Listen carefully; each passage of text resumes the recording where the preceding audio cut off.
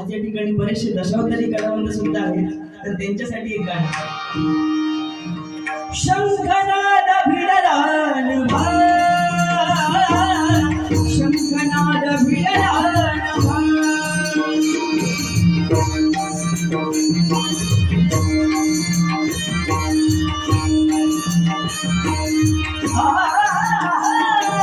शंखनाद भिडला नभा,